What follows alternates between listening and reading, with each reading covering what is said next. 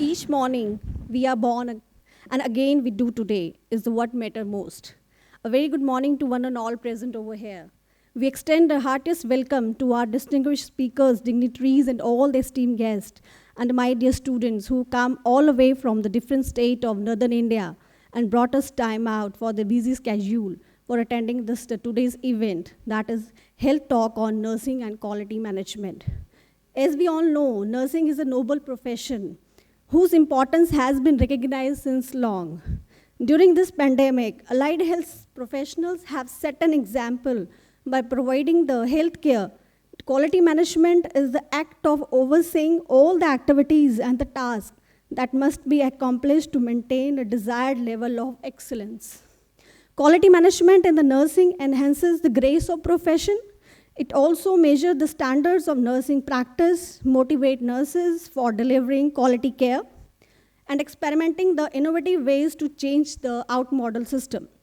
Quality assurance provides the mechanism to effectively maintain the patient care provided by the healthcare professionals using the cost-effective resources. The opportunities are like sunrise, and if you wait too long, you miss them. So I, Kanika Sharma, take the privilege of hosting the inaugural ceremony of this event. It gives me the great pleasure to extend you a very warm welcome on behalf of the Chandigarh University, which has clubbed all of us together for the event. The light is the symbol of brightness and prosperity. As the sunlight expels the darkness, similarly the blessing brings in the life prosperity and the happiness. To make this morning a blessed one, let us evoke the goddess Saraswati by kindling the lamp of light, knowledge, and wisdom. For the seeking the blessing, I would like to invite Dr. R.M. Bhagat, sir, Dr. Gyaniji, Dr. Ashok Gupta, Dr. Devinder Kaur, Dr. Navneet Kaur, Dr. Amandeep Singh for the stage, and Mr. Joydev.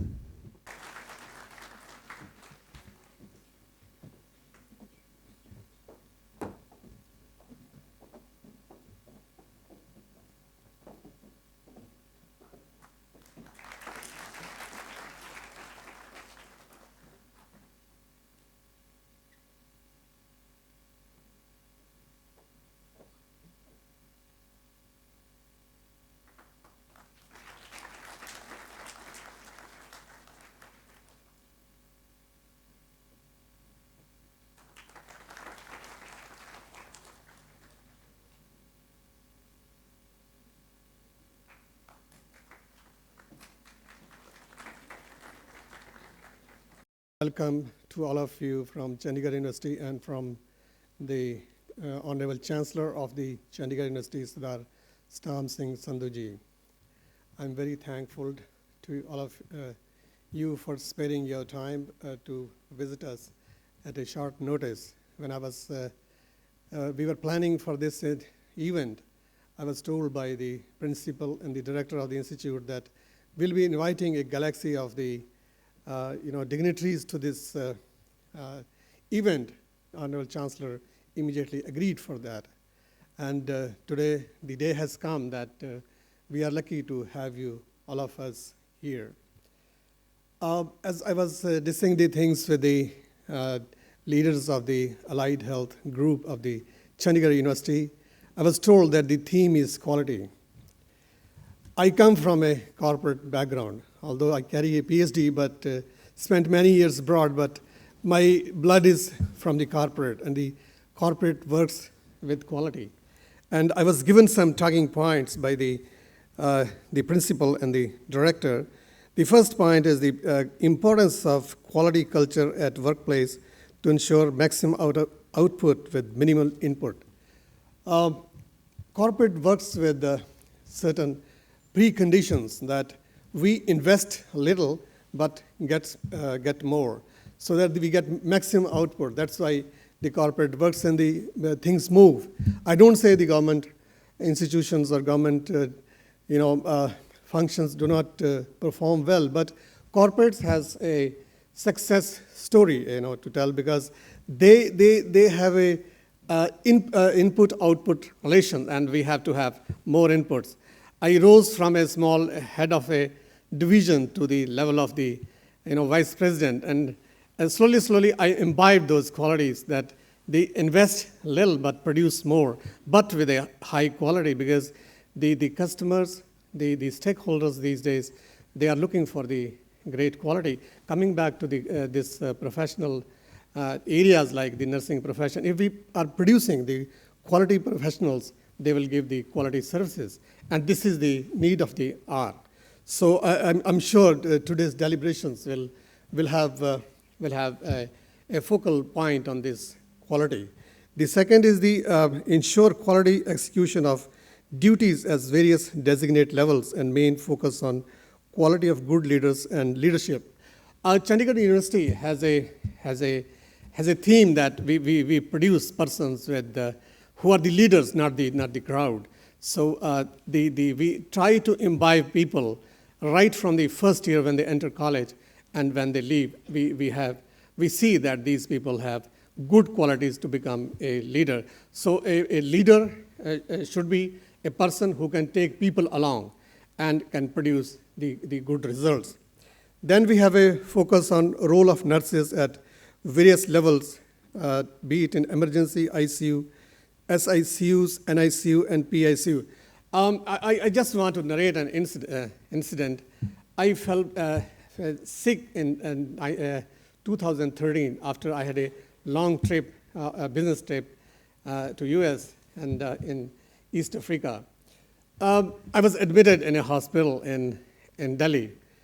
Doctors took a lot of care about me, but injecting needles, this, that.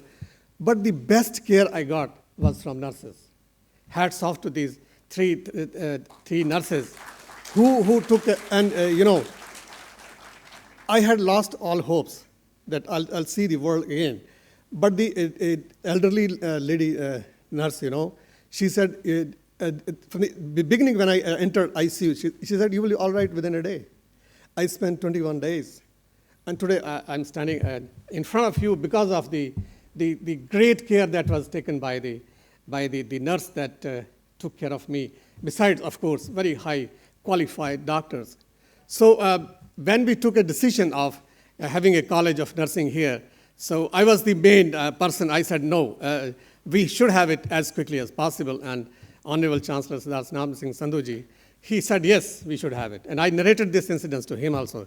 I said, sir, I'm standing before you because of a great care that was taken by the nurses. So whatever level the nurses are working, they take a lot of care. And my suggestion to everybody sitting here is, and the student in the background, that try to learn the quality aspects of the nursing profession. This is one of the noble profession that is there in the world. Then the last point is the special emphasis on importance of administrative qualities in nurses. Yes, nurses. I was sitting with the dignitaries, and they were dissing, and I was just overhearing that. And the Honorable Sir, he was saying, "What is the career progression in the nursing?" Yes, that's a great question. When I was a student in a college, we had early days in my college. We had some class fellows.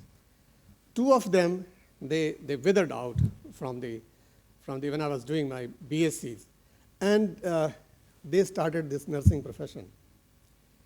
Last year, I came across, when I went to see one of my relatives in a hospital. Then a elderly lady came there, and she said, "Do you recognize me?" I said, "No." She said, "I'm a nursing superintendent." And that's a very, I didn't know about it. It's a very big position in a hospital. She controls a lot of people there and provide administrative support to the hospital.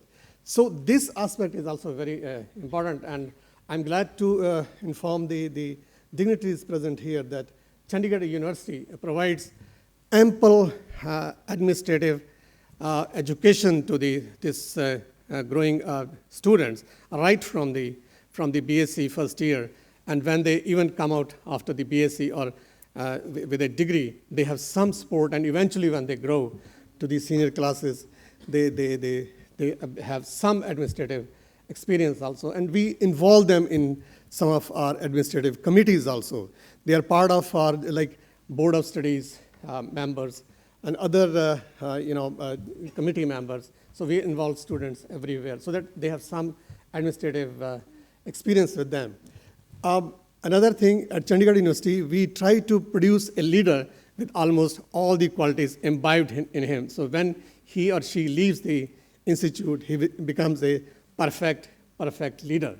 So that is the theme of today's this meeting or a conference, where I expect that there will be a lot of deliberations, and I would encourage the young students sitting in the background that they should ask questions and try to get their doubts clear. And I'm sure at the end of the day, we'll have some good outputs and good outcomes of this meeting, and this will help us in fine-tuning the agenda for the nursing profession, and in particular, and UIAHS, that is allied health sciences in general. So once again, welcome to this meeting and Chandigarh University honorable dignitaries, and thank you so much for joining us and sparing your time to this meeting. Thank you so much. Thanks indeed. Thank you, sir, for your valuable words. These words has made the nurses sitting over here to feel very proud that the university is praising for our professions. So happiness is held as a seed and happiness shared as a flower. And to share this happiness, I would like to invite Dr. Amandeep Singh, Principal UIHS, to welcome our guest.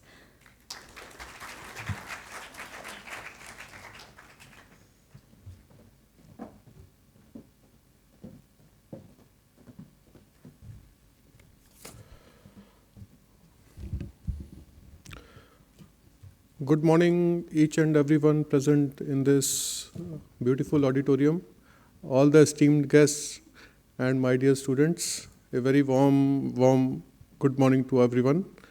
I have been given this opportunity to welcome you all, and it's my privilege to welcome you all, sir. First of all, I would like to extend my welcome for Dr. Girdhar Gyani. Sir, he has come from Delhi. He was former Secretary General of Quality Council of India and played a key role in finding the various parameters of NABH. Then presently he is associated with AHPI at the, I must say, at the one of the topmost notch. Then Dr. Ashok Gupta is there. He is the owner of Drishti Eye Hospital, Panchkula, one of the leading eye hospital in the region. And mostly we can see some happening, like some event is being happened or some rare surgeries being performed at his place. You are very well famous figure in this region, sir. Then I would like to welcome Dr. Devinder Kaur. She is one of very old friend, professional friend of mine. We used to work together at Gyan Sagar Institute. Then I welcome you all, ma'am. Welcome you, ma'am. Then Dr. Navneet. I am meeting her for the first time, but I know this meeting is going to be very healthy for this time. And last but not the least, I would like to welcome Mr. Joydeep Das Gupta. He is Secretary of Association of Healthcare Providers of India. So this body, briefly about this body, this is controlling the most of the hospitals in the country. Many of the hospitals are members of this association, and during this recent COVID time, this association has played a very key role in guiding the PMO office particularly in issuing various guidelines.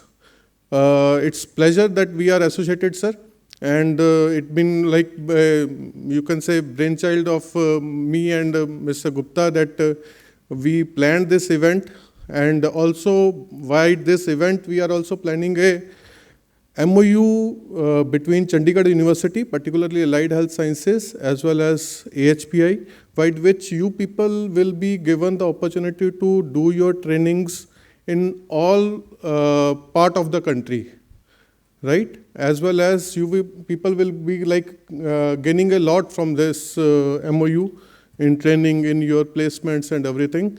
Thank you very much, sir. Thank you very much, ma'am, that you have spared time for this event, and you are going to deliver, and gradually everyone is going to see your words of wisdom. Thank you very much. Pleasure. Thank you, sir. Now, I would like to call Mr. Joydeep Das Gupta, Honorary Secretary, AHPI North Zone, for the welcome speech, sir.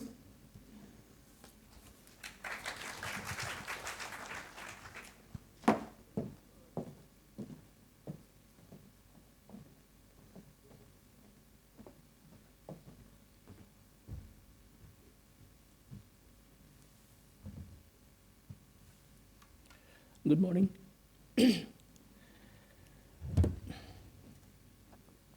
Respected Chancellor, Vice Chancellor, Executive Director present, and directors, principal, faculty members, and other academic and admin team member of Chandigarh University, and respected Giridhar Gyani sir from AHPI, our President, Dr. Amandeep Kaur. Actually, she is currently in medical emergency, but she's coming on the way.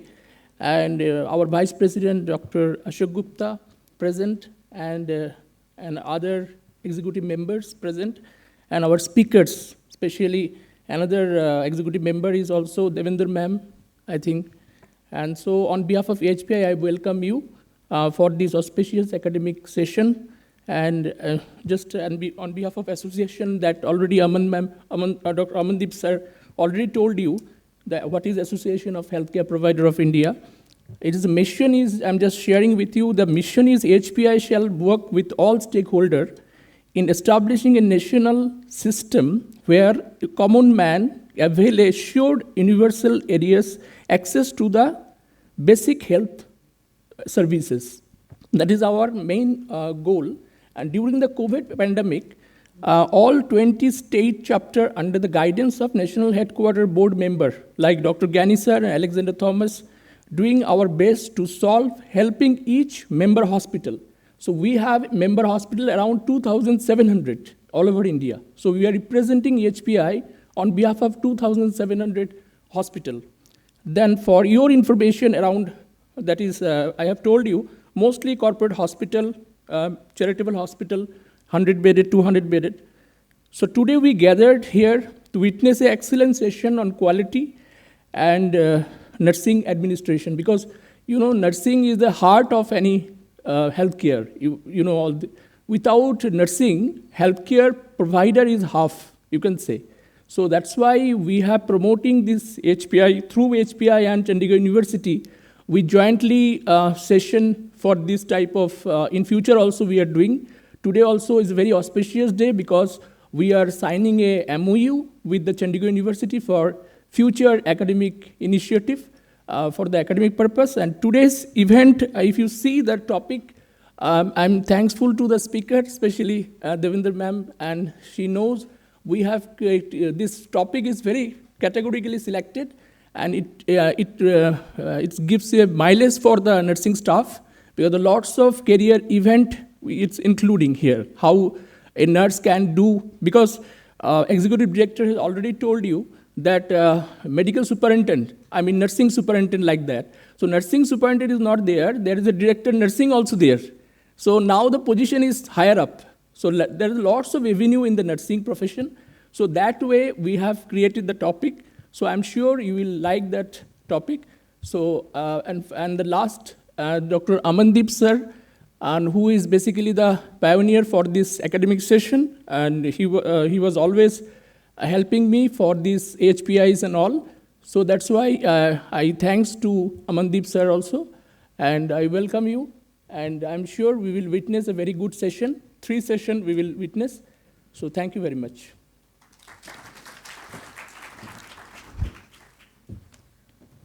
Thank you, sir.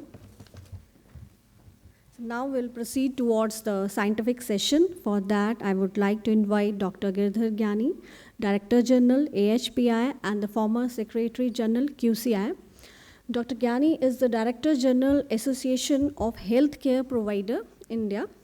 Mission of AHPI is to build the capacity in the Indian health system with focus on the patient safety and the affordability.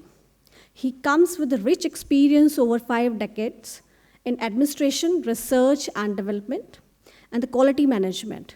Dr. Gyani is widely recognized as a founder of healthcare quality in India. During his tenure as a Secretary General, Quality Council of India since 2003 to 12, Dr. Gyani has played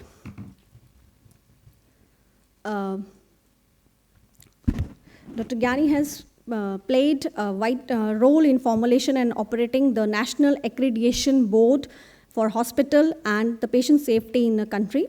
He's known to pioneer quality accreditation in a varied discipline like public services, school education, environment, food safety, beside in the manufacturing sector. SME World magazine in its cover story of the June 2012 issues described Dr. Gyani as a quality man of India. So I welcome you, sir.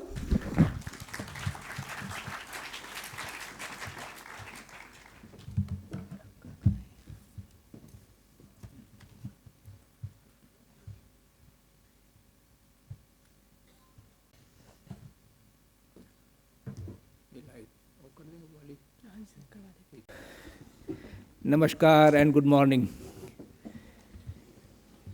Of course, my first impression of coming to this university first time, when I learned that this university started in 2012, and this is already NAC A+.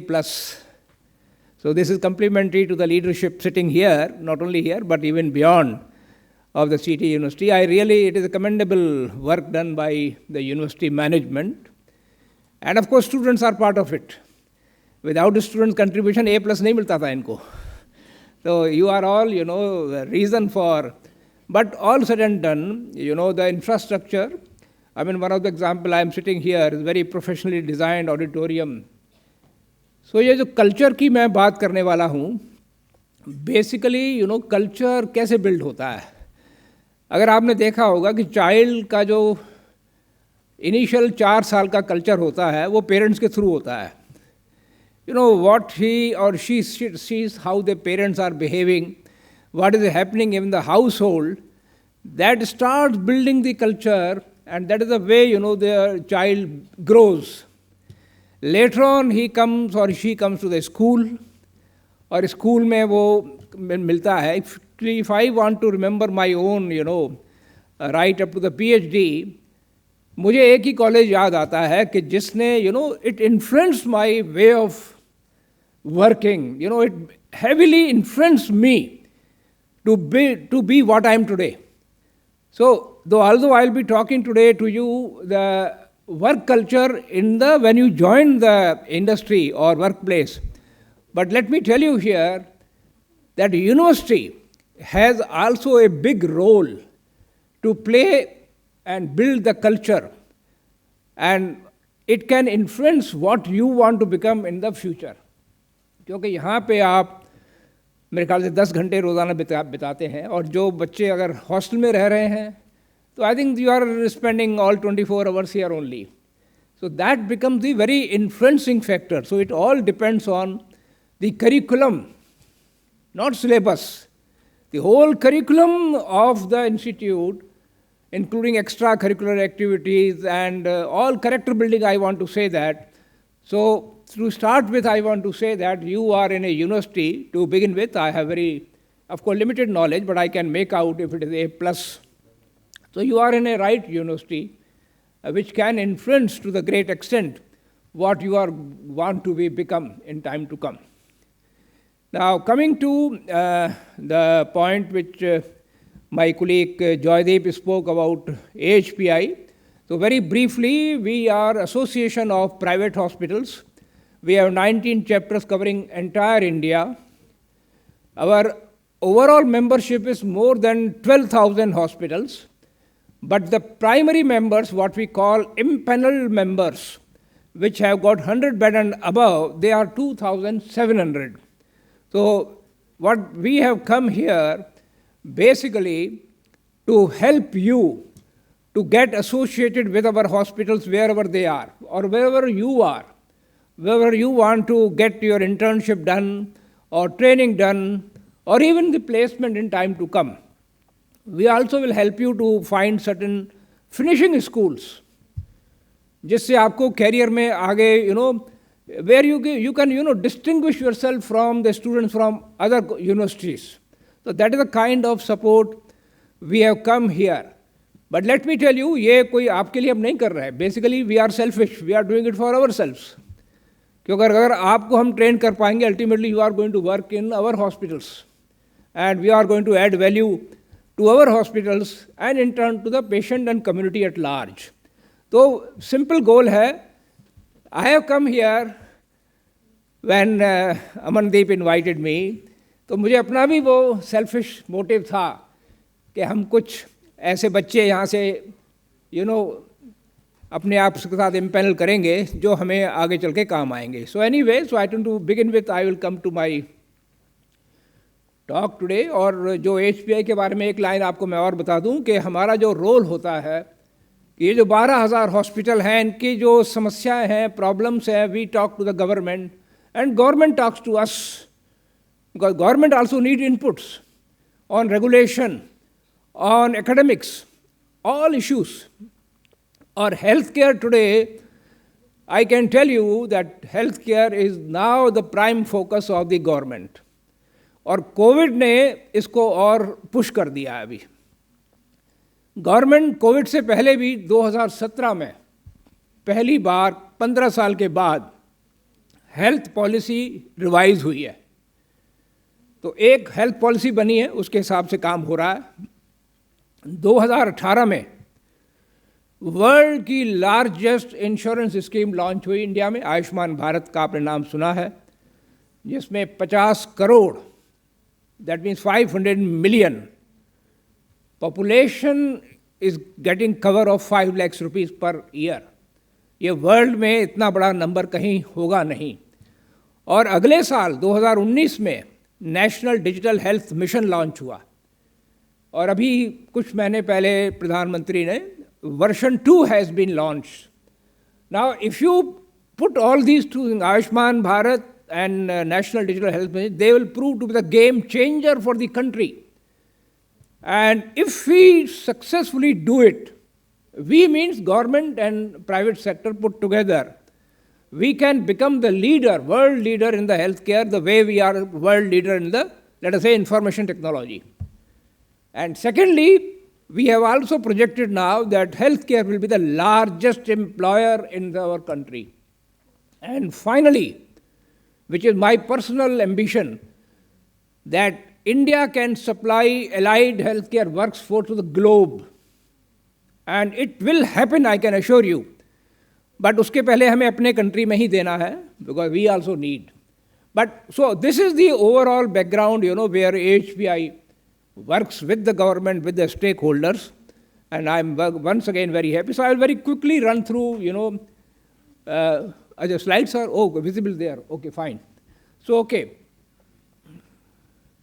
So, firstly, I told you already in my initial remarks, that what actually is the culture.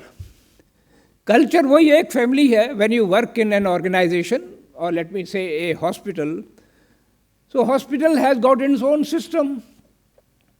What is to be done, how it is to be done, by whom it is to be done, on what basis things are to be done. All these things, they define the system of a hospital.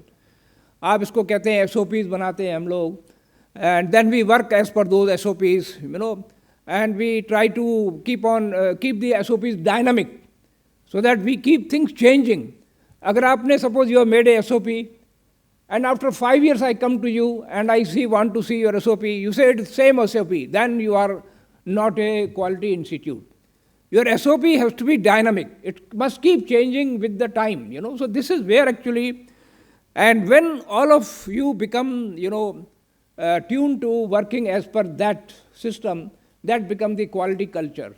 So quality culture and organization culture ultimately become synonymous. they merge into one. Now, because the topic today has been chosen by the university, quality and management, so there is a word called total quality management. You must have heard this word, I am sure, number of times. So, iska jo, one of the definition given by Dr. Deming. Dr. Deming was one of the founder of the quality management world over, along with Dr. Juran. So, Dr. Deming has given this definition, very simple definition if you see here, that when an organization is saying that we are on a journey of continuous improvement, the journey has to be on continuous measurable improvements. Now, next point is more important, championed by the empowered employees. Because I can bring improvement by technology. I can bring CT machine of 512 slides. I can say, oh, my CT has now, CT performance is improved, radiology is improved. I can bring Tesla from 1.5 to 3 Tesla MRI machine. That is not improvement. That is improvement in technology. You are investing money. But as per Dr. Deming, when the improvement is championed by the empowered employees. Now, again, the issue here is what is the meaning of empowered? Is it delegation or something more? Say so. Is it a delegation or something more? Okay. Obviously, when I am empowering the people down the line, I am obviously giving them the free hand. Okay, this is the task, go ahead, do it. I will not interfere. That is delegation. But over and above, when you make sure that you have provided them all the tools, all the training, all the competency, all the skills, and then allow them, that is the empowerment. Because otherwise, I think they can fail miserably if you just delegate. So, empowered and championed by empowered individuals. Now, leadership obviously has to play an important role here. And leadership has to make sure that it is built synergy among all the people at all the levels. So it really becomes one family. Now, not easy, by the way. You see, this saying is very easy. Even in a family of 6 members or 5 members, even 4 members, you will find a brother and sister behaving entirely differently by the same parents. So it is very difficult, to bring this culture of a team also. So that is why I think a lot of onus lies upon the leadership. And I learned that you are being groomed to be the leaders of tomorrow. So this is very important component that you are being trained. And finally here, the work culture or the total quality culture is here when empowered people work and they enjoy. If you are working for sake of salary, for sake of discipline, 9 o'clock I have to punch the card and 5 o'clock I have to go out, and there is no enjoyment on your face, then again you are not in a quality culture. So this is very important point to learn here. But all these things, why you are doing it? So that end of it, the patients get highest level of satisfaction. So that is the end of the test of your work culture. If the patients talk about you after leaving the hospital today and even after 1 month, then you are a total quality management hospital. Now this is what I told you in the definition, a simple diagram to show you that the total quality management can be built on a foundation which is built on the quality system, and then of course it has got the 3 pillars. One is the leadership, another is the teamwork, and third work is teaching you the tools. What somebody in the initial speech was told, quality circle, 5S, Kaizen, all these tools actually we keep on teaching you so that you keep on making the improvement at all the levels. And finally, the roof of this house is being provided by the customers. If the customers are not delighted, your house will be without the roof. So quality system I already defined. Somebody if want to say, what is the meaning of system? System means in an organization, in a hospital, every one of you know what is to be done at your level other level, at the hospital level. What is your objective? Is it clear to each one of you? How it is to be done? Are you clear? Are there SOPs with a clarity? By whom it is to be done? Who are the right people? Who are the impaneled people? Who are the credentialed people? Who are the privileged people to do all those things? How is to be done? And lastly, on what basis? जो हमारे standard treatment guidelines are there, you are doing as per that. You are not evolving something of your own. No, you are guided by the scientific journals and the standard treatment guidelines. So the simple thing somebody asks you, how do you define a system? Remember 4 things. Are you clear what is to be done?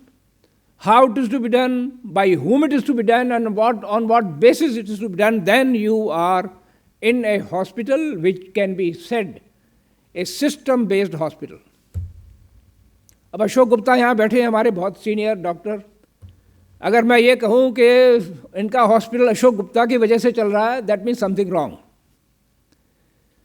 But if I say no, he has established a system. अब वो यहाँ बैठे हुए आराम से 3 hours he sitting here.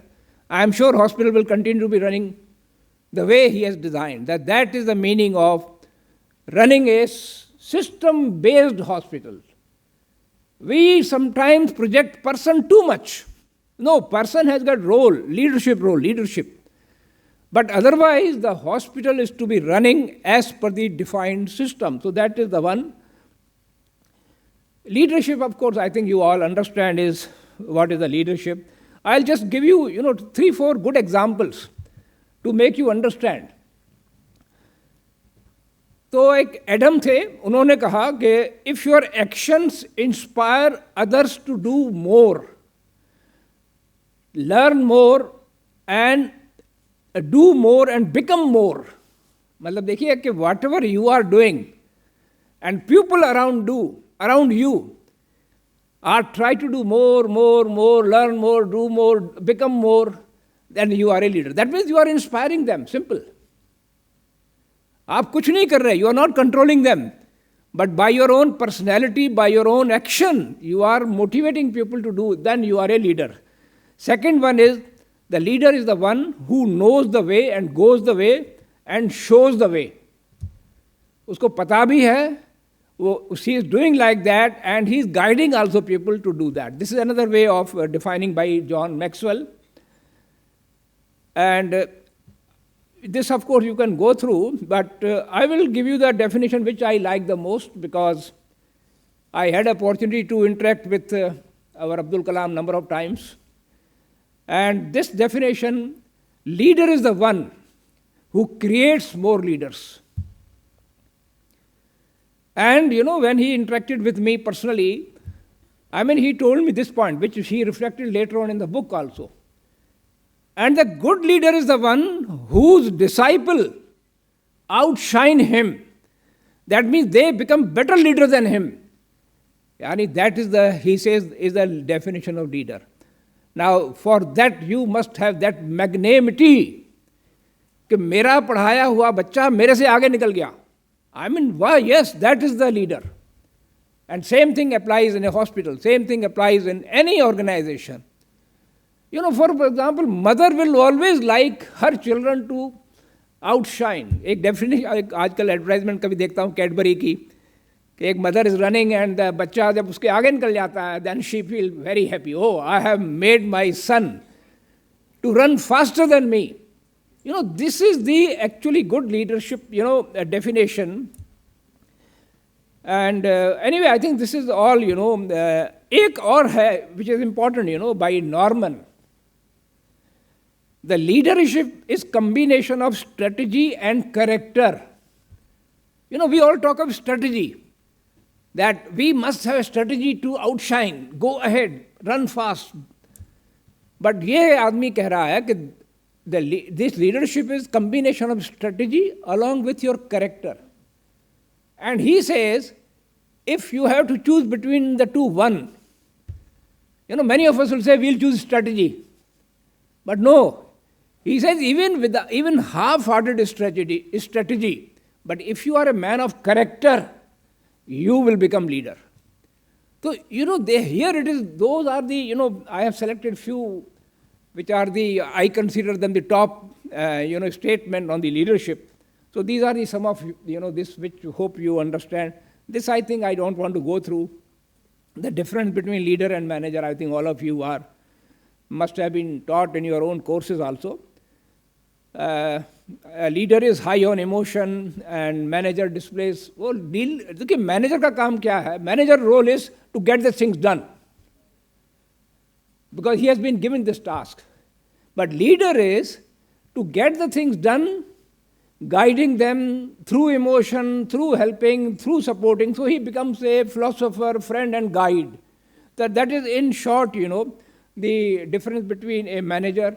So a leader has to be manager, but all managers sometimes may not be good leader. So that, anyway, I think you understand that.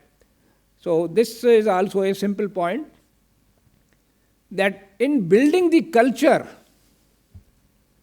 a top man comes, let us say chancellor of the university, or a chief medical officer in a hospital, or a CEO of a hospital, and he comes with a definition that this is what is my vision. I want to make university like this. And he tells everybody, this is my vision and this is now university's vision. Then there is something wrong. Because point is, his vision has to be accepted, adopted by each one of us. Then only university can reach that goal which visionary is setting up. So normally what is done, that a top man will put few slides, few thought processes, that this is what my thought, this is my thought, please let us know what you think, what you think, what you think. You see, end of the day, ultimately maybe his own idea will come, but that time everybody will say, oh no, we have created this vision. This is our vision, this is not Chancellor's vision, this is not the CEO's vision. And the day you come out with that vision, I think you have won the game. So this is basically developing the sharing vision. So wherever you go, this example is not necessarily for university or for a big hospital, for a small group you are leading. And later on, when you become mother or father, in your own family you can apply this one, that whatever you want to do it, if you develop the share vision and then take them along, you have won the game. So anyway, this is the team. देखिए team का simple point क्या होता है? Team has got 2 points. When you will call somebody as a team, when will you call someone as a team? 2 things are important. Team means it has common objectives. If 5 of us are working and we are saying we are a team, do we have a common objective? If not, then you are not a team, obviously. Second is, are you doing mid-term reviews? आपका 1 साल का project है, आपने monthly review, by monthly review और quarterly review किया है, so to know where are we going wrong. If you do these 2 things, you are a team. That's all, simple. You remember this point, common objective and doing mid-term review. ये आपके सामने एक diagram मेरा बनाया हुआ बहुत पुराना diagram है. I used to show it number of places. That best example of team is football, not the cricket, football. Football is having 11 players with different, capabilities. Forward और defender के बिल्कुल reverse role होते हैं. Defender is to defend. He has to act like a wall. While if you see the forward is very athletic, he keeps on moving very fast here and there, and his job is to put the goal. But at the end of the day, when a team loses the game, will forward come forward and say, oh my God, we had very bad defenders? Or will the defender say, we had very poor athletics? They will come out with a simple statement, okay, we lost the game because other team played better. They will never put blame on each other. Now, in an organization, so for the sake of, I'm not taking it seriously, just for heck of it, just take example in a hospital. In a hospital, many times, there are also four experts. HODs are there, middle managers are there, supervisors are there, shop floor staff are there. This I am giving example of general example in an industry, not hospital necessarily.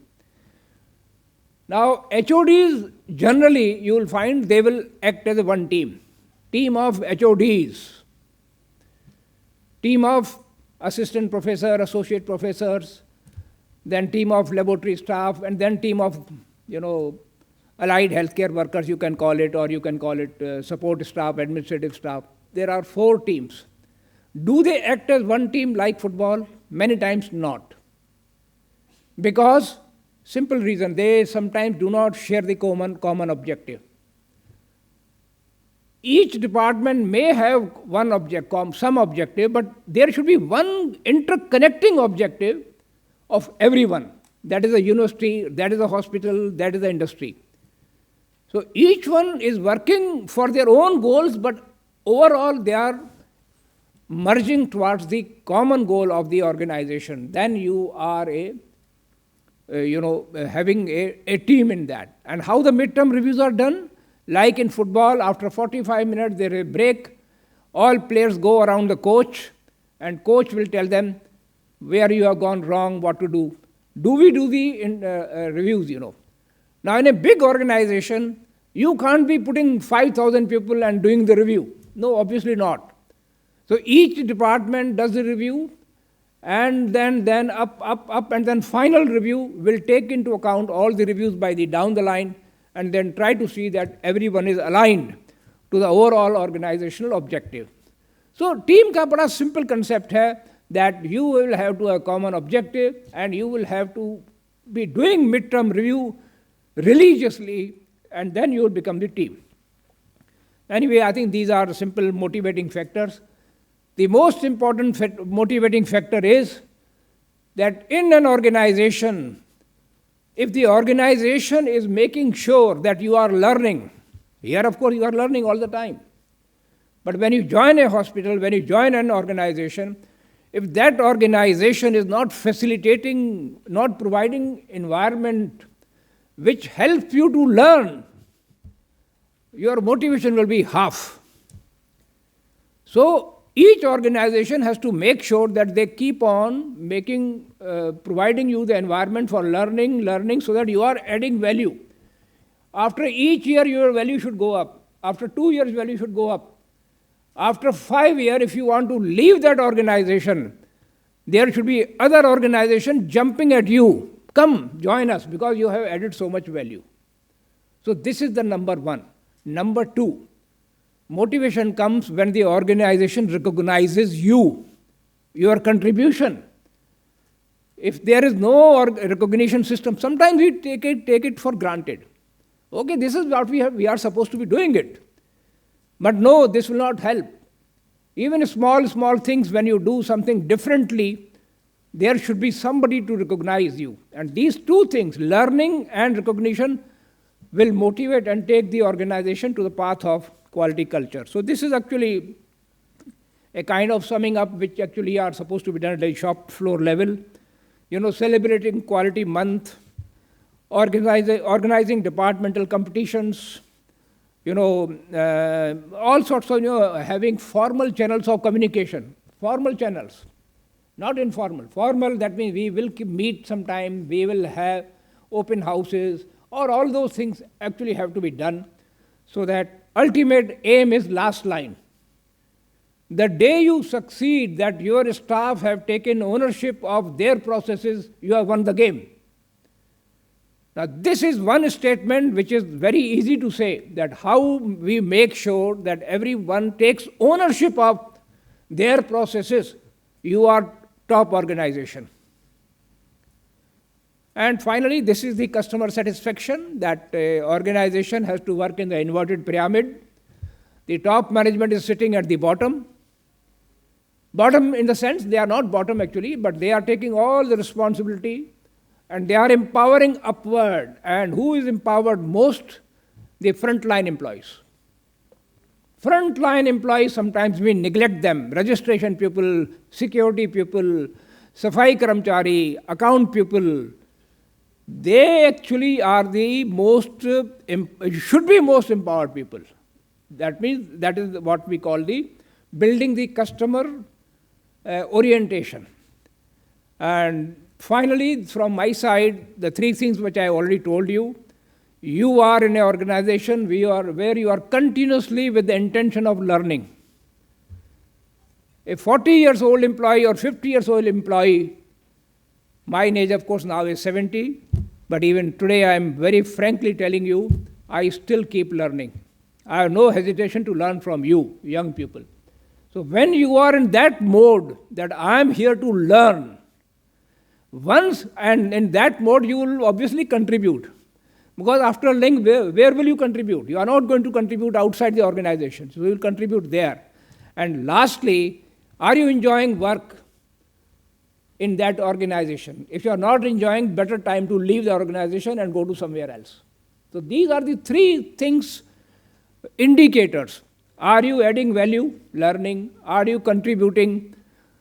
You are getting 50,000 rupees salary. Do you think you are contributing that worth? And third is, are you enjoying? That day you achieve these three things. And finally, I think this is the takeaway. I think I already told you. This slide is based on our own research done about 20 years back, more than 20 years back now. That in any organization you do find different kind of people. 15% people very proactive, 35% people who require little more effort. Next 35% require little more effort. So you should not forget, everyone is not like this. You cannot tell somebody, oh, they are doing it, why are you not doing?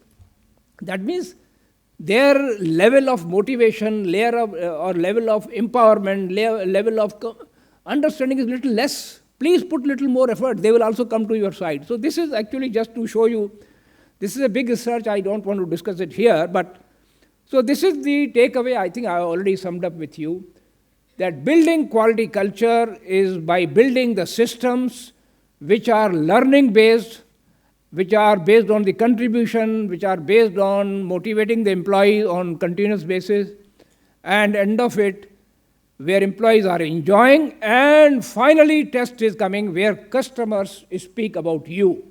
That, yeah, this hospital was best of the hospital, this department was best of the department, then you have established the culture of quality.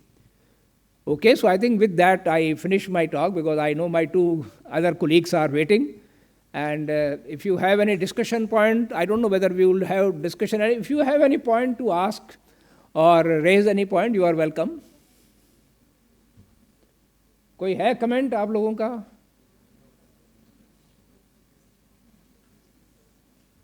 Okay, what do you say?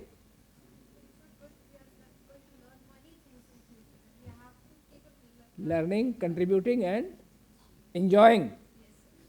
Are you enjoying? Okay. Okay, thank you very much.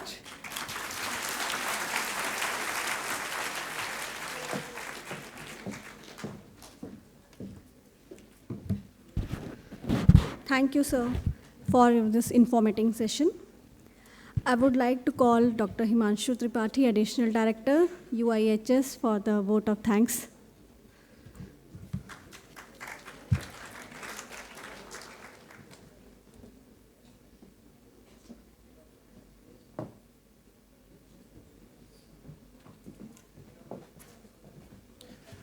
Good afternoon, everyone.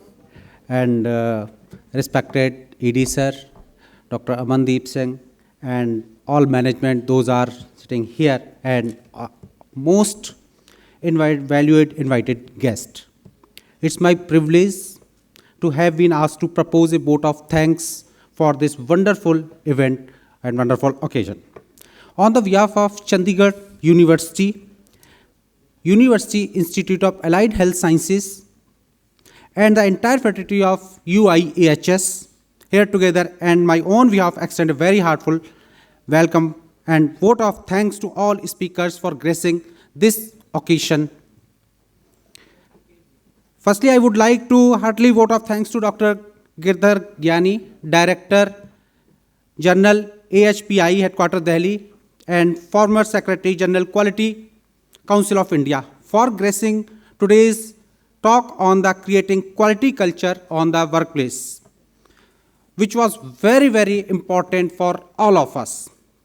I must mention our deep sense of appreciation to Dr. Devinder Kaur, Principal Gyan Sagar College of Nursing, Patiala, for her explanatory role of nursing. We are also grateful for Dr. Navjeet Kaur, Administrator, Amandeep College of Nursing. We all are inspired by all of your great work. Finally, the wonderful students who has turned up in such a great manner, not only from our department, but also from other departments of the institute. Again, would like thank you so much for all the guests and all students and our respective management, EDSR too. Thank you so much. Thank you, sir. Now I would like to call Dr. Bhagat, Dr. Amandeep, Dr. Himanshu for the mementos to our dignitaries.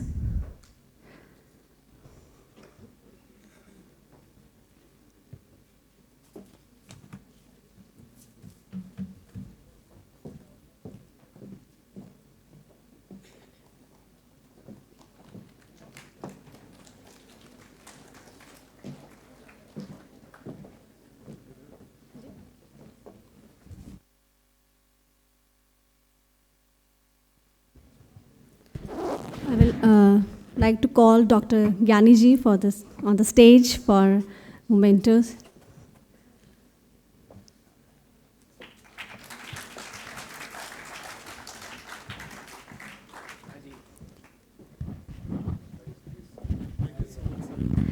I would like to call Dr. Devinder Kaur, Principal, Gyan Sagar College of Nursing.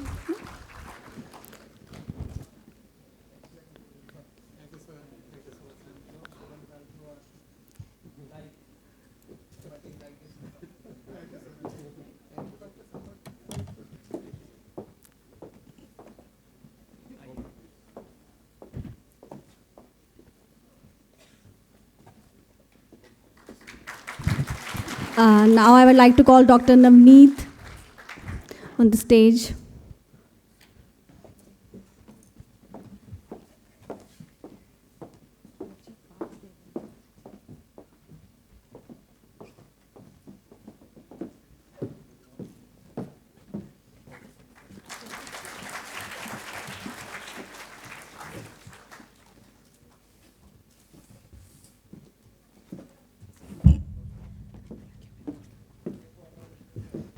Thank you, sir. Thank you all.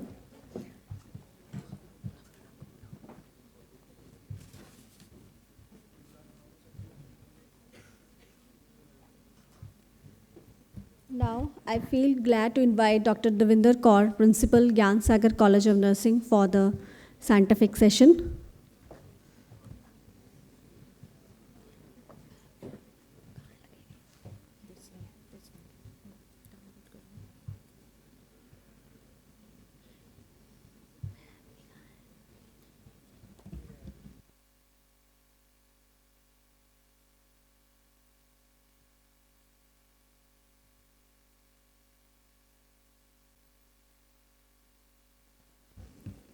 Principal, Gyan Sagar College of Nursing, for the scientific session.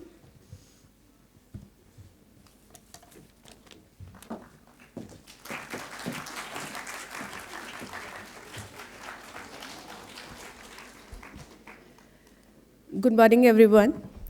First of all, I will thank organizers for giving me this opportunity to share this podium with such a dignitaries, intelligent people like Gyani. He is such a vast experience for that in the quality management. So I will contribute about role of a nurse. What is the expendable role of nurse? Because as much as you know that nurse is working in a hospital, giving the patient care in the hospital and even in the community, but nurse has a different role in the different perspective. So we will go for that.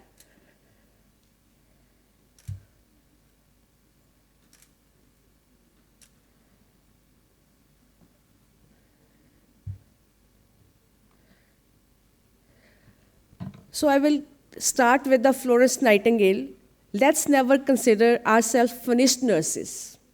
We must be learning all of our lives. Like it's not there when we complete one training, like we have done BSc nursing, we have done diploma in nursing, we have learning master's, any other degree. We should feel, okay, we got one degree, so training is finished. Now whatever role we will get at one point of time, we will start working with that. But we have so many other opportunities along with the changing scenario, so we must move with that. So this is for the, we can say, vision for the future healthcare. For this year also, International Council of Nursing, they have changed the vision. Future of nursing, leading change, advancing health. Like, we have to lead the change. What is the change? Because so much changed from the last 5 decades if we go for that. Previously, nursing was working, one curriculum was taught, and they are doing that curriculum. Only in hospitals, in we can say the TV hospitals and the different hospitals they are working. But now, we have so many other opportunities. So, health is advancing. There is so much advancement in the health. Previously, one practitioner, patient has to go. But now, healthcare is so much advanced and so much opportunities. Everybody learn about the disease from the internet, from the Google, what has to be done, what the physician has to do, what the symptoms of the disease, if any medicine we get, what will be the side effects, how I can manage, what are the different views about the different medicines. So it means there is a advancement. There is a change in the healthcare. So nurses also has to lead in that change. From the last 2 years to the COVID, during COVID times, there is a lot of change. We can say, now at time, everybody become a doctor. Okay, sometimes we say Facebook doctor, because people are learning and following that without any rationale. But here comes the role of nurse, because we have to guide them what is the right, what is the wrong, what exactly has to be done for that. So, past 5 decades, the nursing profession made the significant progress towards developing a body of scientific knowledge and establishing the credibility of nursing science. What is the scientific knowledge? Scientific knowledge is always based upon the facts. So from where we get the facts? From the research.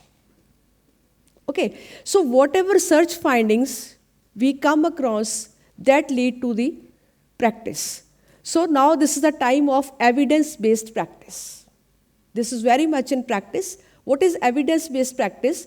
We do the research studies, we evaluate the clinical practices, we evaluate the different nursing interventions that can be helpful for the patient. If on the small scale, when it's applicable, then we do it on the large group of patients, and ultimately, we change the practice based upon the evidence. So we have a proof. Like, if we change this practice, this is based upon the facts, because we have proven with the research. So this means the nurse is now based upon the scientific knowledge, and we are advancing to that. What is the prominent nursing roles? Previously, nurse assumed a number of roles, provide care to the patient. Only we provide the curative care. What is curative care? Like patient come to the hospital, so whatever prescription was given by the physician, we have to carry that. This is one role. Okay, but now we have the different fields, like we also help in the promotion of health. What is the promotion of health? We tell the person, if you follow these guidelines, you can promote the health. Ultimately, you will not become sick. If you take safe water, you will not get a diarrheal diseases. If you take care, this is the promoter behavior, that if you wear the mask, you can use the sanitizer, so ultimately there is less chances you will get the infection. Okay, so it means we are not giving the care if the patient get the infection, come to hospital, this is our role. No, our role is beyond more than there. We can have the different roles that nurse has to follow. Nursing requires the knowledge, possess knowledge and skill in the variety of areas. But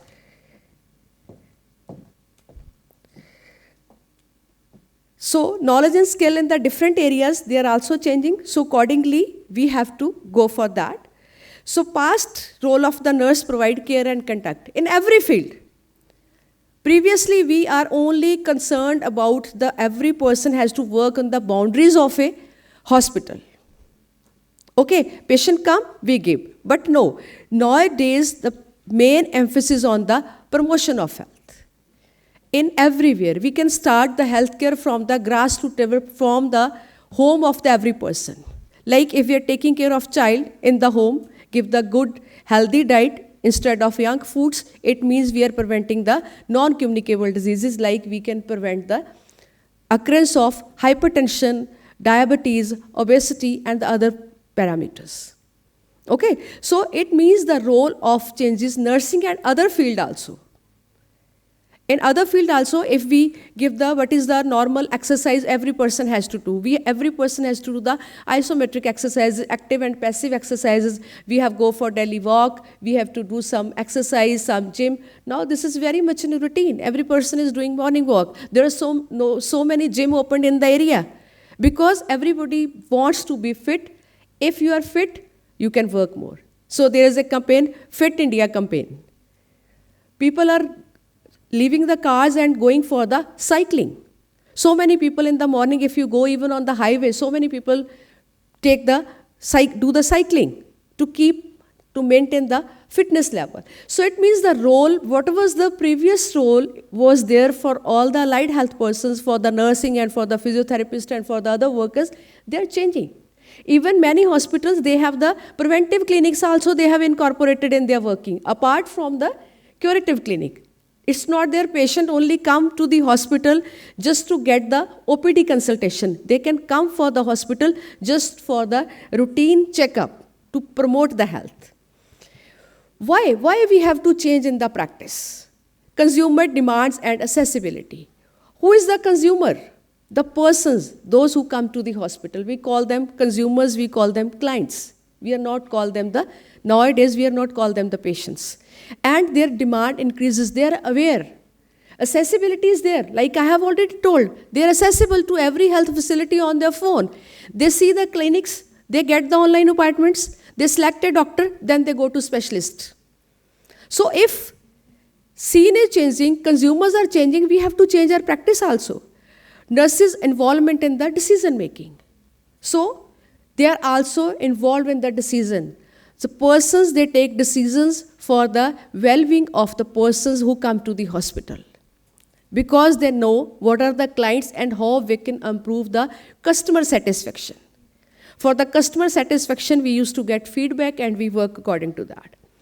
New technology changes in the healthcare delivery system and the health policies are already changing. Sir has already explained there are so many new policies. National health policy has been changed and there are new amendments are coming. Digital India is there. There are so many options are available for the person. They are accessible to them. What is the expanded role of practice?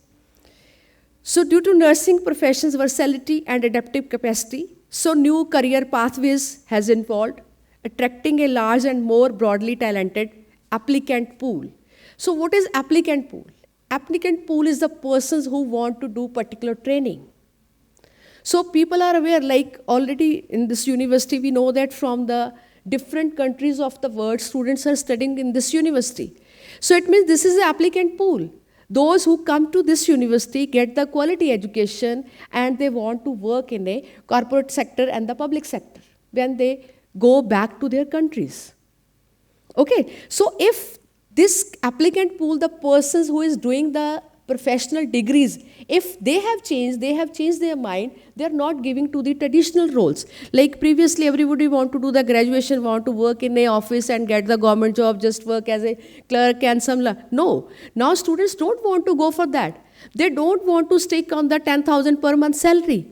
They want to earn more, they want to do more because they are supported by the technology.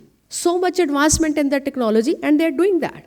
If this is there, so this lead to the expanded role of practice and responsibility for the nurses and for every profession. So nurses have been enabling force for change in healthcare along with many dimensions. Many dimensions means this is not there that only one dimension they can work. Like previously they were doing it just the taking care of the patient, blindly they are following the orders. But no, now they have their own pool of knowledge, they have own research findings. Based upon that, they can change the practice that they were doing from last 100 years. With innovation, a versatile, adaptive, well-educated nursing profession has expanded and extended its role in healthcare delivery system. They have expanded their vision, they have extended their role in every field after doing the specialization. What is the expanded role? The function of nurse, they are not specified in the traditional limits of nursing practice legislation. What is the nursing practice legislation? Like previously, if you go back 50 years back, nurses are not even allowed to insert a IV cannula to the person if person need the IV fluids during hospital area. But now they can insert, they are trained, even they can run a hemodialysis clinic, they can do all the clinics, they can intubate the patient, they can do the wonders in the different field with the training. So this is not there in the legislation. If it's there, they have not changed. Responsibility is assumed by the nurse within the practice autonomy. What is practice autonomy for every profession? Means you have the autonomy to take the decision for your patient, what is good for the patient and what is bad for the patient. For every field, even for the, you have the person, because you can vary your decision according to patient. For the nursing also, for the physiotherapy and allied health persons also, we can say, okay, this person is different, this theory is not work for that, we have to change some innovations, we have to do, modify. So this is very important. So this is called the expanded role. What is extended role? Like with the training, with your more specialization, you have extended your practice in the different field. So in the, like you can see from the slide, like one, they can take care of the patient during rehabilitation along with our other health professionals. They can work in army, they can work in hospital, they can work in disaster field. So there are so many options. And next, we can say as the expanded role, home care nursing. What is home care? Nowadays, when patient were, suppose one example I can give with the stroke. Patient used to remain in the hospital, otherwise they just live with so much of disabilities. But now at time, this is not there. They have all the home care facilities where people can help them. The person, nursing part can be taken by the nurses, exercise parts taken by the home visiting by the physiotherapist, speech therapist can take care of the speech of the person. So this is home care. People are for the rehabilitation, people no need to come to the hospital or the clinics, they can stay in the home, every facility they can get in their home. So this is the home care nursing, they are trained persons, they have the knowledge, they have the skill, so they get the reference and they visit the patient. Institutional. What is institutional? Main in the hospitals, direct patient care, and in the direct patient care, it always includes the counseling service, where you can counsel the patient. Like apart from that, if you need financial help, you can go to Red Cross, you can get to the Sahayata group, different things. For other person, for counseling, they have the big list and incorporate all this and give the institutional care. School health is also very important.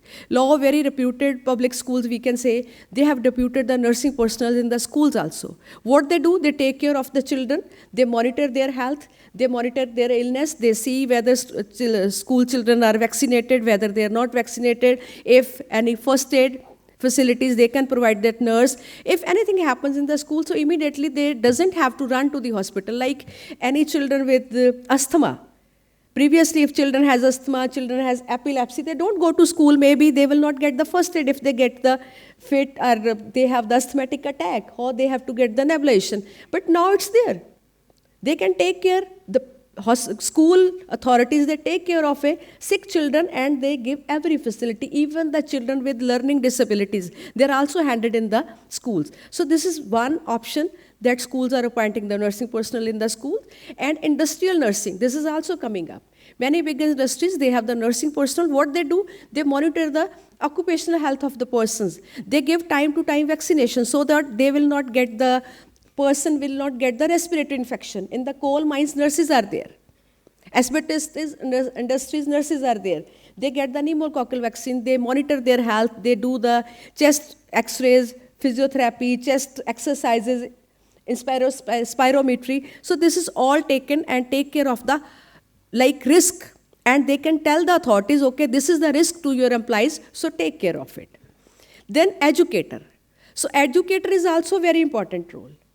To whom we have to educate? In the college or in the hospital, we have two set of customer, we can say. One, the students, those who are the future professionals. Second, the patients. Like if you have to discharge the patient is diagnosed with the diabetes. This is a simple example I will give. So first we have to tell the student, okay, how to check the blood sugar of the patient, how to get the diet for the patient. Then we have to counsel the patient. We have to guide the patient, okay, this is the dietary management you have to follow. If you follow this, you will not get the complications of it. Then you will send that person to the physiotherapy, okay, get the normal exercises for the knee, for the body, for the exercise, because muscle wasting is there. So muscle care has to be taken care. So in this way, the educator has to teach the students, to keep them, to give the skill. Second, they have to teach everything to the patient so that take care of the patient. It's not that we want to make the patients dependent upon us. No, we want them, they should be independent, take care of them. Then geriatric nursing. Geriatric nursing is also very important because India has such a vast number of old population nowadays. We are approaching to that. Like in the other Western countries, we are also people, those who are above the age of 65 years. But in the Western world, they have so many options for the older persons. But India, we are still lacking in that. But whatever facilities we have, that we make them independent. We give the home visit, we call them, we visit them, we counsel them how to take care of their health. That's why we teach them how to get the self-administration of insulin, how to monitor the blood pressure, because digital blood pressure monitors are there. They can monitor it. So this is the main geriatric nurse. They help for the health maintenance and promote the independence of persons. Then nurse epidemiologist. What is epidemiologist? Who take care of the infection control. Epidemiologist is very important role. Like if we have the communicable diseases, like nowadays we have the dengue, we have the previous coronavirus, and we have to report to the ministry. Like diseases, they are not in a common, but if you get any case, we have to report to that. And the second, to monitor the infection in the hospital. So very big corpo hospitals, they have the epidemiologist post in the hospital. They monitor the quality, like sir is talking about the quality management. So we have the quality managers. They take care of they take the nursing audit, they maintain the quality, and even PGI, they have the post for nursing epidemiologist. So they take hospital infection control. They teach the nurses, they see what are the guidelines they are followed in the hospital, biomedical waste management is done according to the guidelines. So this is the main role of the epidemiologist, that we can get that after the graduation and after the post-graduation. Rehabilitation nurses, this is also very important. Long-term facilities, we have the post where the nurses can expand their role in that. They take care of the patient, maintain how to use the wheelchair, along with the physiotherapist and other occupational therapists. We can make them independent in the rehabilitation phase after every illness. Not only the physical illness, but sometime after the mental illness, we also have to do the rehabilitation services to the patient so that they can work in the society to maintain their good mental health. Military nursing. This is also very important. Even for the service from the training, you can join the military nursing, but if it's not there, after the graduation, we can join the military nursing. They have the good options in the military. So from captain, you can reach up to Director General of Military Services. So we have very post, even in nowadays, the INC secretary, she's from army background. Colonel Sarabjit Kaur, she's from the army. So she has done nursing from the different institute and she did doctorate. So there are so many options that after graduation you can go for that. Disaster nursing. Every country, they have to prepare every time for the disaster. This can be the natural, this can be the man-made. Okay, in the disaster emergency nursing, where we call it disaster, when at one point of time, so many communities, they get that discomfort. Like there is a train accident. Like 500 people injured at one moment. So this we call it as a disaster. There are flood, there are earthquakes. Okay, they are called the natural disaster. Man-made, when there is a war, there is some bioterrorism. So this is one point. So nurses are trained for that, how to categorize the patient during that disaster, which patient has to get treatment at the priority basis, to triage color coding. They are trained and they are working in disaster management board also. So researcher, I have already told evidence-based practices there.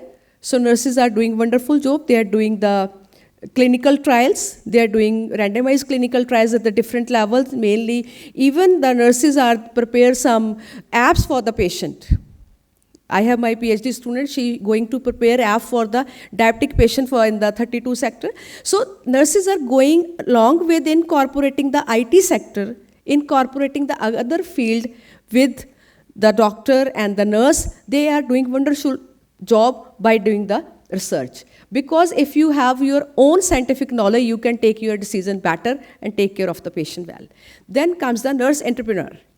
So this is also a emerging field where we can manage the business.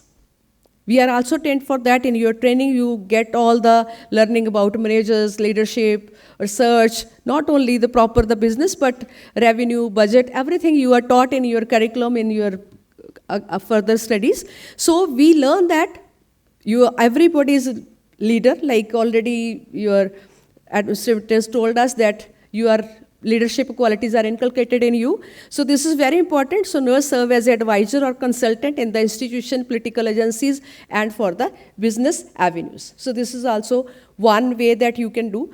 Apart from that, with the training, you can become a critical care nurse, you can become the family nurse practitioner, you can become the pediatric nurse, ostomy nurse, the different field. Because with the training, like in the nurse practitioner, you will get the training and you can run your own clinic, like in the Western world. You are trained for that, you can tie up with that, you can refer the patient for the basic ailments, your list is there, those medicines you can prescribe. So this is one role. And apart from that, as a extended role, you can work as a community health officers, where you can work in a community health center, you are take care of the patient, and you can refer the patient, and some duties, more than 100 duties they have given that you can do as an independent person in the primary health center in the India. So we can say the education and training of nurses support their ability to offer and wider range of services safely and effectively. This is very important. With the training, you can work safely. What is safely? Safely means that practice should be safe to the patient. Patient will not get any harm from your activities, and you can carry out your activities very effectively. So nurses must respond to the challenge with the changing scenario, we can say, because every day new things are coming. Reinvent themselves. Reinvent. Whatever we have learned, we should not stick to that. We can improve, we can go for in-service education programs as needed in a rapidly evolving healthcare system. So whatever change in the healthcare system, we should follow that. So like they incorporate in the technology. So many companies, when they promote their monitors, space lab monitors, and other companies, when they display those monitors and everything in the hospital, so nursing persons are involving that. They are the part of their team when they install their equipments in the hospital. So those trainers, those educators, they train the persons. It's long back. In PGI in 97, we have the monitors from the Australian company. So one nurse came along with them. She used to teach us how to monitor the different parameters from the monitors. So this is the one way with learning, with skill. You have to work that. So what are the key factors? Technological literacy. What is technological literacy? Like we have to train ourselves, we have to update according to the technology. Every person should be trained how to access the internet, how to access the authentic websites. Like we can say for the nursing paramedical students, we always say you should use the scientific, like Google Scholar you can say, PubMed you can say, Cochrane Reviews you can say, so that you will get a good scientific knowledge. Based upon that, you can move that. So good communication skills. This is very important nowadays. Communication is very important part to work in a society. Adaptability to organizational change. So whatever change in the organization, we should not stick from last 10 years, oh, we were doing like that, we should not change. No, we have to change whatever the new avenues we get, we should work according to that. Willingness to evaluate and reinvent how work is organized and accomplished. We have to see, reinvent, work is organized and how can complete that work. Like sir was telling in the quality management also, we have to see what is the work assignment that, what is the vision, what is our role, how we have to go for the institutional role for that. So nurses have the opportunity to play a central role in transforming the healthcare system to create a more accessible, high quality and value-driven environment for the patient. So members, the nursing are like iceberg. At one time, you only see what they're actually doing, but they can do more than that. So with this, I extend my thanks for the patient listening. If you have any query, you can tell.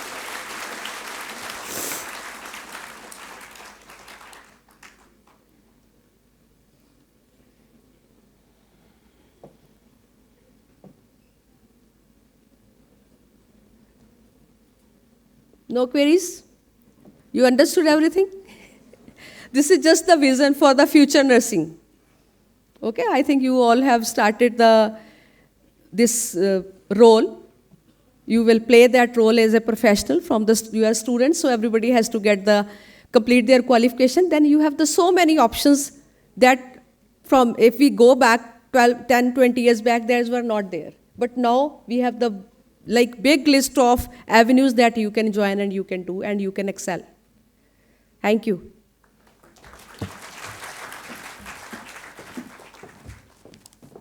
Thank you, ma'am, for the wonderful session and emphasizing us on the future aspect of the profession.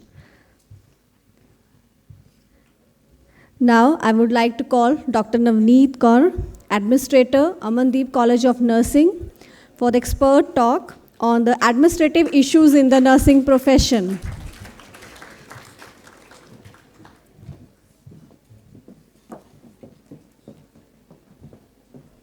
A very good afternoon to everyone. And I thank you, the organizers, for having me here today. So I request all the students to settle down.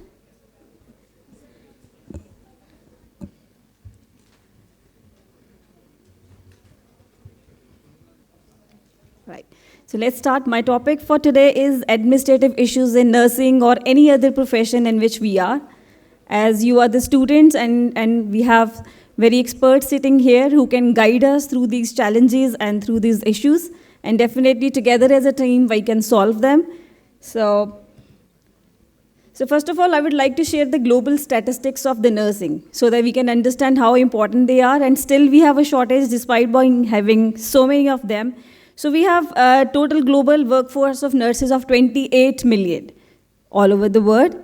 And out of which we have professional nurses as 19.3 million. So professional nurses, we call them those who are registered nurses and working all over in a professional setup.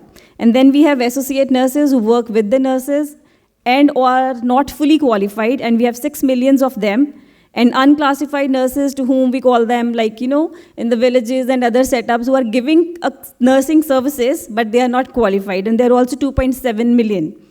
So in year 19, all of us have understood the importance of nursing and allied health services quite a lot during the COVID times. And that is why WHO has designated the year 2020 as the year of nurses and midwives. So we salute all the healthcare professionals who served us tirelessly in these pandemic times, which is a commendable job. So we should applaud for them, definitely. So as the world is changing on a rapid pace, so we should also run on the same pace if you want to be successful. So the healthcare is changing a lot. So every day there is new thing, and it is my advice, and definitely all the healthcare professionals, allied healthcare professionals should learn and should update them every single day. So it is a period of rapid and unprecedented times. Definitely the world is changing every day. We are experiencing good health services and all over the world.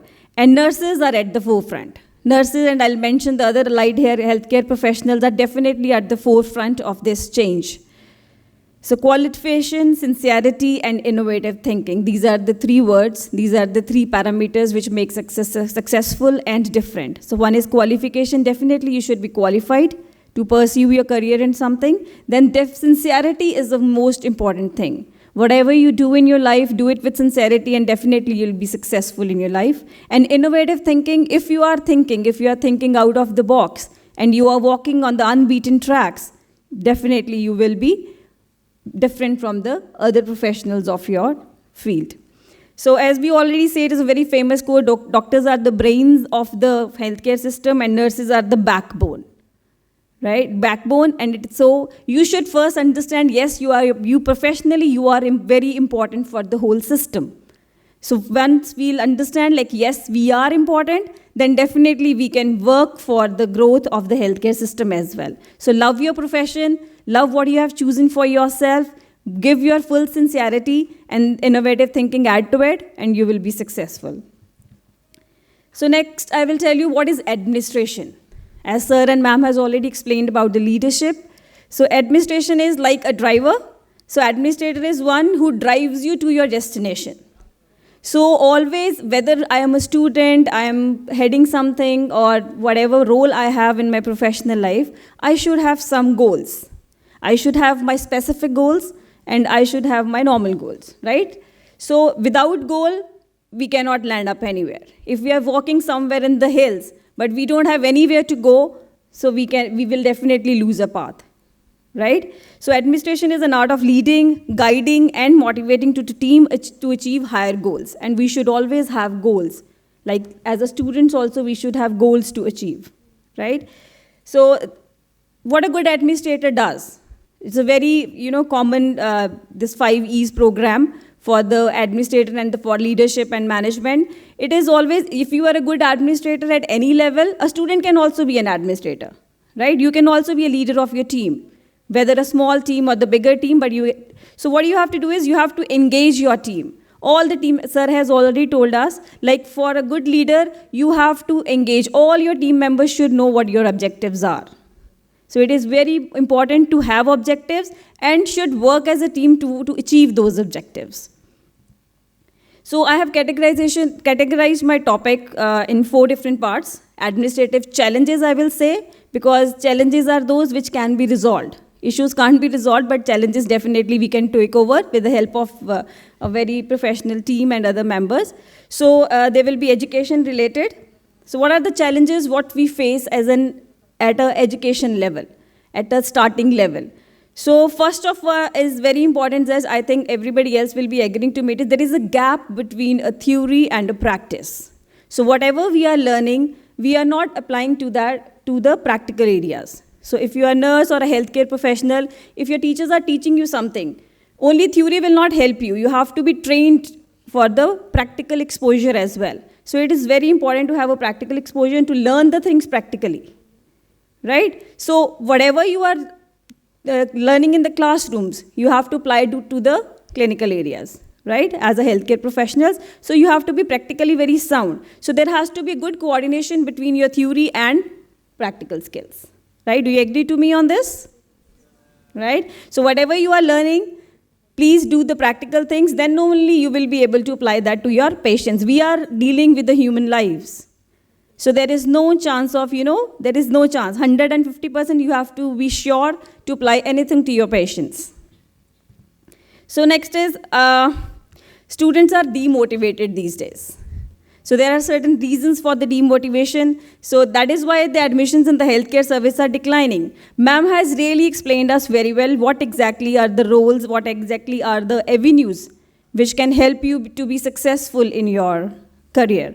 So running away from the clinical work. All the students, why they are not joining the healthcare courses? Because they want to run away from the clinical practices. They find it is very hectic, it is very time bound, and you have to be very careful all the times when you are doing your clinical thing. But this is what your syllabi and curriculum is teaching you, to be efficient in your work, right? So, and other is, all of you were dreaming of a desk job, like an IT people sitting on the laptops and doing clicks everywhere, here and there, but your life is completely different from them. You have a different vision and you have a different class. So I'll skip this. So international influence is the major contributor. All of you wants to go abroad? How many of you wants to go abroad after having your initial qualification? Can you raise the hands? It's a lot many, right? So international influence is definitely there, because you find definitely neighbor's grass is always green. You'll find that the things on the other side of the world is different. So why there is international influence is because of the lucrative offers you see, and then the perks as a citizen or as a workforce in the developed nations, and nursing gateway definitely, or other healthcare gateways, degrees you are using as a gateway to the immigration. But it's not the thing now. You have so many options in your home country as well. You can study here, get the training here, and serve your home country further, because India is one of the leading healthcare industry. So you can always find the opportunities here also. But what we do is, our focus is to go abroad. In the first year only, most of you have standing hands like we want to move abroad, right? But you can always find opportunities in your home country also. So we have a scarcity of skilled trainers also. So when I say skilled training, skill is one thing which you have to inculcate. You have to learn every day to be skillful. So every day from everything you are learning something. So if you will stop learning, you will not be skilled anymore. So why? Because healthcare is a continuously growing industry. Every day you have to update yourself, right? So quality education, for quality education, definitely we have scarcity of the skilled trainers. So you guys can be a future healthcare professionals, skilled professionals who can impart training to the other healthcare professionals, and to bridge the gap between the classroom knowledge and the practical implication. So as a students also, try to practice that whatever you are being taught in the classrooms, you have to bridge the gap, and you have to do the practical implication the way you have been taught in your classrooms. It is not that theory classes we have heard and there is no practical implication for the same. Because generally practical implication, there is a gap. Why? Because whatever you are learning, you are not applying that. What you are seeing or what you think is right, you are applying that. So there comes the gap. Do you agree to it? So next are the nursing practice-related challenges, what we face as an administrators. So roles, responsibilities definitely are very confined, very clear when you are working. So it has to be clear. You should also be, clear about your roles and responsibilities as a professional nurse or as a professional allied healthcare worker. So, and one more thing I would like to add, everybody as a professional is a responsibility that you should comply with the statutory guidelines of the country, you should get yourself registered, so that definitely we can see how much healthcare workforce we have. That is also one of the challenge we are facing, people not getting themselves registered. They are just working in the hospitals, and then definitely we will not be able to get the good statistics. So lack of awareness, we should always have a mentor who can guide us. Like ma'am has taught you n number of opportunities which as a nurse or allied healthcare professionals you can go ahead with. So you should always listen to the people, you should always seek advice from the senior people, those who can guide you about the opportunities you have after finishing your studies. So it is not a very confined thing, it has a vast, it is not only you can work in the hospitals or you can opt for teaching. There are n number of things. Ma'am has explained it in a very detail. So you might have, it's the concept in your mind like, not in the hospitals, I have other things to do as well. So you have to keep yourself updated about the industry, like what all is happening and how you can proceed about it with your career. And ultimately you have to choose your path, right? So lack of vision, all of you should have a clear vision of what I want to be. The only aim is not to get the theory exams done, get the practical exams done, and get the degree. This is a short-term objective. What is your long-term objective? So everybody, for every work done, you should have a long-term objective, which you will drive yourself towards that objective. Short-term objectives will come and go. But ultimately, you should have a clear vision. If you'll not have a clear vision, you'll end up in confusion. Then whatever will come to your way, you will choose that. So all of you at the initial levels of your professional career itself, you should have a clear vision of what you want to be, where you see yourself in 5 years. Have you ever analyzed yourself for this? That where I see myself in 5 years, in next 5 years, where I see myself. So you should have a very clear vision what I want to be in my life, what career opportunities I want to grab. right? So make your vision very clearer. So this is the one of the administrative challenges we face. You don't have a clear vision. Once we as an administrator, we can definitely solve the challenges. So objectives has to be defined. So next is what challenge we face as an administrators in the healthcare practices is that there is a multi-generational workforce we have. We have a adult of 22 years working with us, and there can be an employee who is working in the same setup of 50, 55 years and maybe more. So there is a gap, right? So with age, definitely your work styles changes. So what we have to understand that all the younger generation have newer ideas. They might have learned something which is new in the healthcare industry. And whereas the old generation, the old people, they must have learned a lot with their experiences. As ma'am has explained that evidence-based practice is very important. So they might have learned something with their practices. So we should have, lessen the gap between the generations, what we have at the workplace. Because you will get this kind of challenges in your workplace. So, resistance to change. It is a very, very big challenge, and it is not very difficult to overcome. So resistance to change, when I say everybody wants a change, I want to change this thing, that thing, this should not happen this way, this should not happen that way, but what I am contributing to make that change? Am I changing myself? So, like charity begins at home, similarly change begins from you. If I'm not liking something in my institution, if I'm not liking something in my class or the classmates, what contribution I am doing to make that change? Right? So everybody as an individual, you are the, young people, young generation of the country. So change will definitely happen at your level. So if you want a change, you have to be the part of that change. You have to change yourself first. So it is applicable everywhere.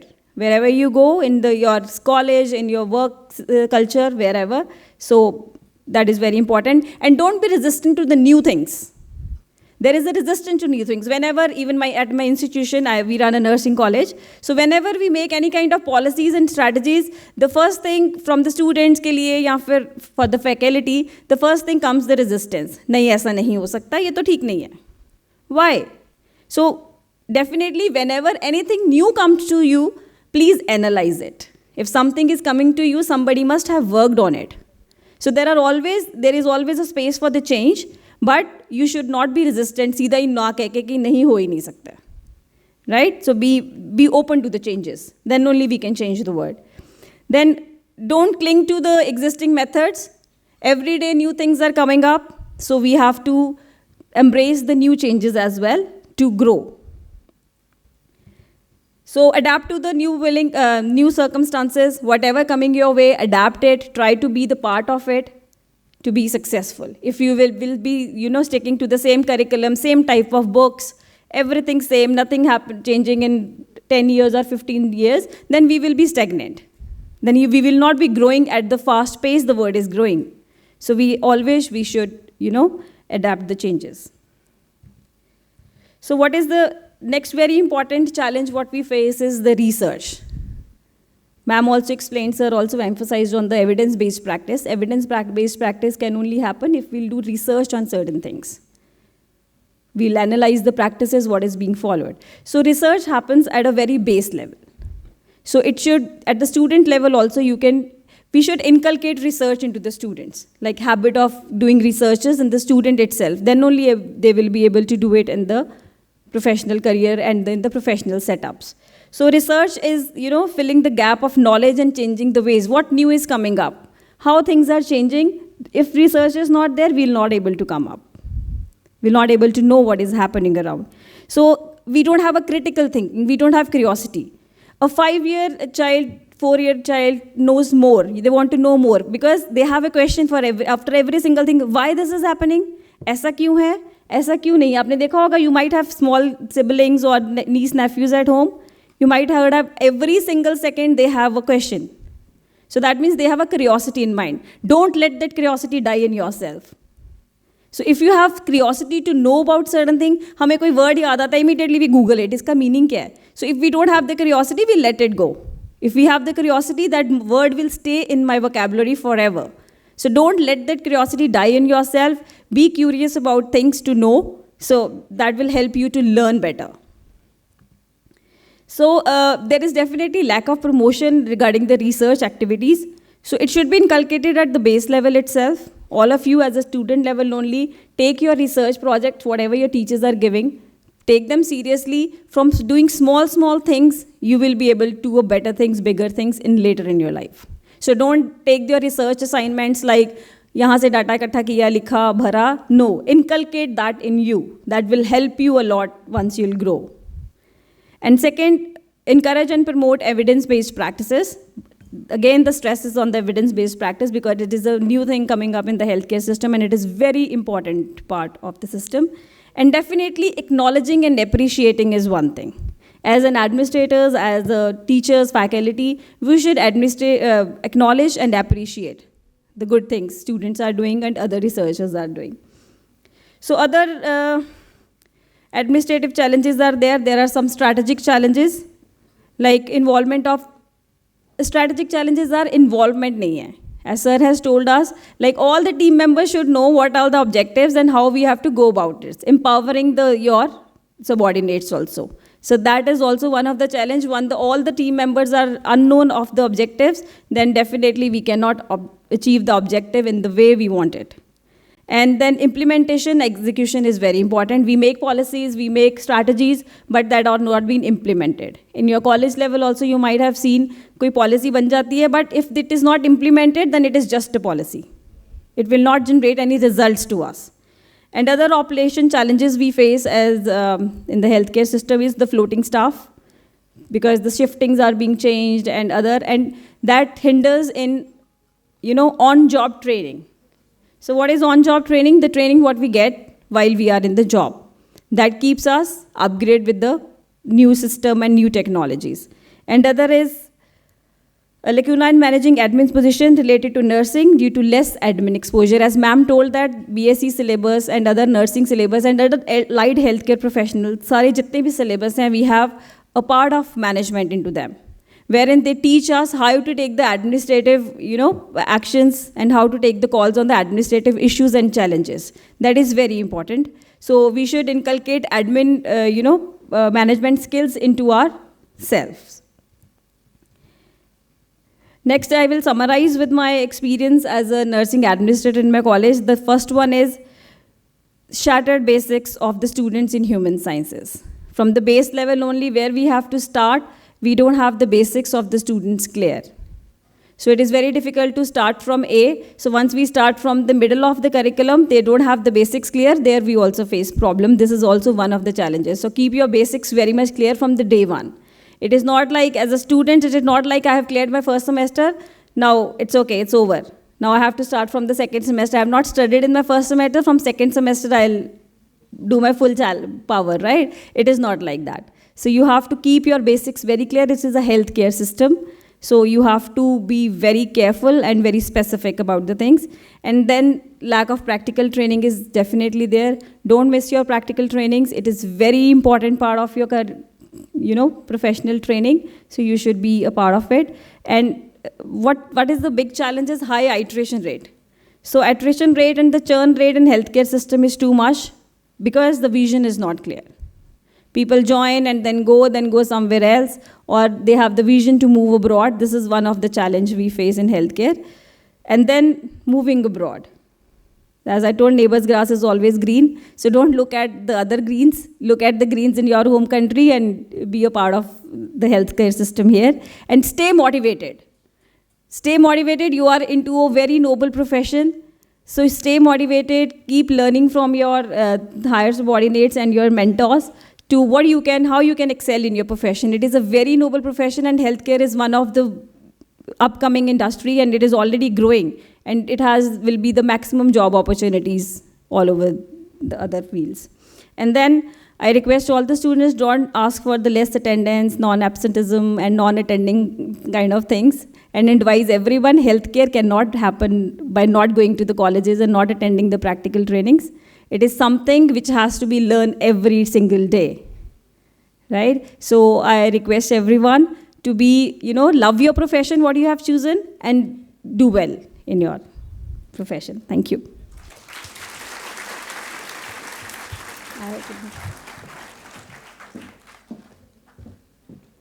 Thank you, ma'am, for such an explanatory session. Now, I would like to call Dr. Ashok Gupta for the vote of thanks.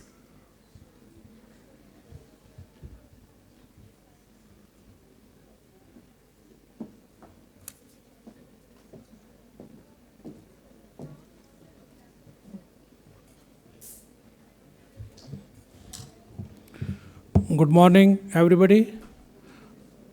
I am really surprised and honored and happy to see this wonderful university. I could never imagine that in such a periphery, such a wonderful university would be existing. So it is an eye-opener for me at least. Now, second thing, I have been assigned the very pleasant duty of conveying my thanks to our learned speaker, Dr. Devinder Kaur, Dr. Navneet Kaur, and I express my gratitude to the quality guru of India, Dr. Girdhar Gyani. Thanks.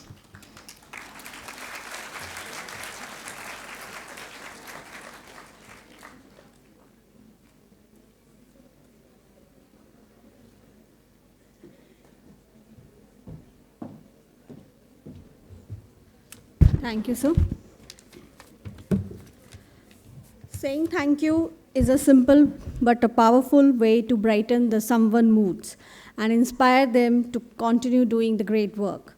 I would like to extend my heartfelt thanks to Dr. Bhagat. And the event like this can't happen overnight. The wheels start rolling over the weeks ago. It requires planning, a bird eye for the detail. We have fortunate enough to backed by Dr. Himanshu and the Dr. Amandeep Singh for his vision for making such an event a reality. Thank you, sir. Furthermore, let's have a special recognition to all the dignitaries without whom the event won't be a success. And the last but not the least, I would like to express the thanks to all the dear students over here. Thank you all.